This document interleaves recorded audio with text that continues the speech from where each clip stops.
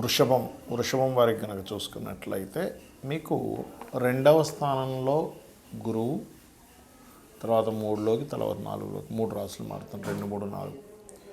ఈ రెండవ స్థానంలో, మూడో స్థానంలో, నాలుగో స్థానంలో ఉన్నప్పుడు కలిగే ఫలితాలు ఏమిటి, తీసుకోవాల్సిన జాగ్రత్తలు ఏమిటి, ఏ దేవత ఆరాధన చేసుకోవాలనేటువంటి అంశాలు చెప్తుంది. నేనైనప్పటికీ చెప్పిస్తుంది సాక్షాత్ లలిత అమ్మవారిగా భావిస్తూ, మొట్టమొదటిగా ఈ రెండవ స్థానంలో జూన్ 1 వరకు ఉంటాడు గురువు.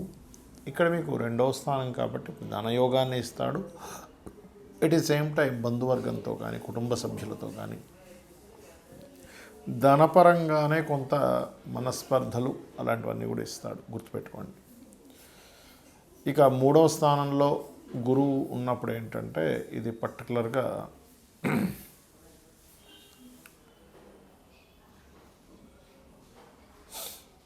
ఈ గురువు మూడో స్థానంలో ఉన్నప్పుడు కొన్ని ఏదైనా ల్యాండ్ రిలేటెడ్ ఇష్యూస్ కానీ, తల్లి తరపు తల్లితోనే ఏదైనా మిస్కమ్యూనికేషన్స్ అవ్వడం కానీ, అలాగే మీరు ఏదైనా ఒక అగ్రిమెంట్ కానీ, కాంట్రాక్ట్స్ కానీ ఇలాంటివి చేసేటప్పుడు కాస్త జాగ్రత్తగా ఉండండి పర్టికులర్గా. ఇక నవంబర్ మాసం నుంచి ఒక నెల 15 రోజుల పాటు అక్కడ ఉండి మళ్ళీ వక్రించి వెనక్కి రావడం జరుగుతుంది ఆ గురువు.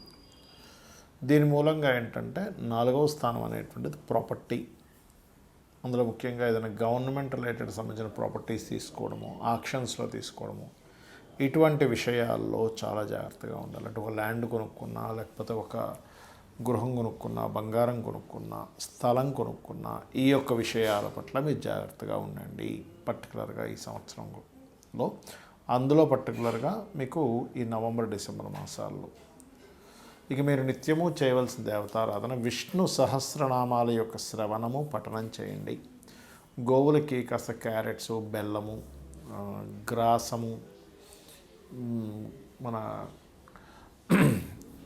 అరటికాయలు ఇవి తినిపించండి, అన్ని విధాలు బాగుంటుంది. 3 రాసులు గురువు మారేటప్పుడు మీరు చూసినట్లయితే పోయిన సంవత్సరం కూడా మారడం వల్లనే మనకి ఈ ఉగాది రాకముందు నుంచే ఏదైతే ఈ యుద్ధాలు కానీ ఇవన్నీ మనం లాస్ట్ టైం కూడా చెప్పుకున్నాం, అంతా గందరగోళం ఉంటుంది, గొడవలుగా ఉంటుందని. మనకి శాస్త్రంలో గురువు కనుక 3 రాసులు మారితే యుద్ధాలు రావడము, అది కాకుండా ఇప్పుడు వాయుతత్వ రాసుల్లో వచ్చినందుకు టోర్నడోస్ అంటారు చూడండి, సుడిగాల్లా గిర్రం తిరుగుతూ ఉంటుంది, వాయువు సంబంధించిన. సో వాయు సంబంధించినటువంటి ఇబ్బందులు వస్తూ ఉంటాయి, గుర్తుపెట్టుకోండి. ఉగాదికి ముందు నుంచే ప్రారంభం అవుతుంది అది. సో ఆ వాయు సంబంధించినటువంటివి మొత్తం ఒక సుడిగాలులా తిరగడం లాంటివి జరుగుతాయి, గుర్తుపెట్టుకోండి. ఎప్పటి వరకు? ఈ జూన్ 1వ తేదీ వరకు మిథున రాశిలో గురువు ఉన్నంతకాలం.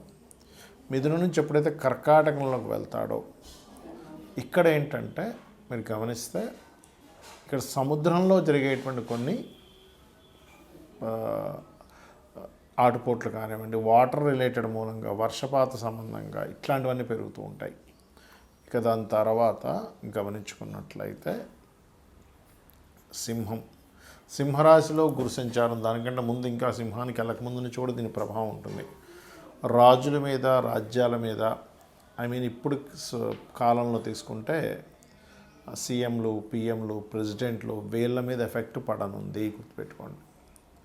అయితే ఇది ఒకటేనా అంటే ఈసారి మనకి ఈ సంవత్సరం రావడం కూడా, ఈ కొత్త సంవత్సరం కూడా కాలసర్ప యోగంలో వస్తుంది. అలాగే మరొక విషయం ఏంటంటే ఇక్కడ గమనించినట్లయితే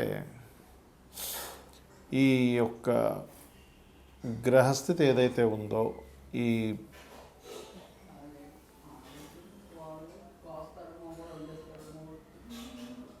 ఈ కాంబినేషన్ ఏదైతే ఉందో, ఈ శని రాహుల యొక్క ప్రభావం గురువు మీద ఉన్నందుకు, ఈ సంవత్సరం రాజు గురువైనందుకు, గురువు వాయుతత్వ రాశిని, జలతత్వ రాశిని, అగ్నితత్వ రాశిని, ఈ 3 రాశుల్ని టచ్ చేసుకుంటూ మారుతున్నాడు కాబట్టి అగ్ని, జల మరియు వాయు సంబంధించినటువంటి ఇబ్బందులు రానున్నాయి.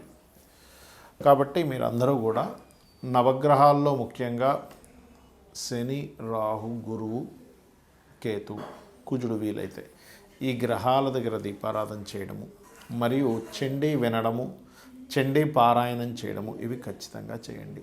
వీటి వల్ల ఏమవుతుందంటే ఈ ప్రకృతి విపత్తుల వల్ల, యుద్ధాల వల్ల ఎటువంటి ఇబ్బంది కలగకుండా ఉంటుంది, గుర్తుపెట్టుకోండి. అలాగే మరొక విషయం ఏంటంటే ఇక్కడ గమనించినట్లయితే ఈ యొక్క కాంబినేషన్ ఏదైతే ఉందో పర్టికులర్గా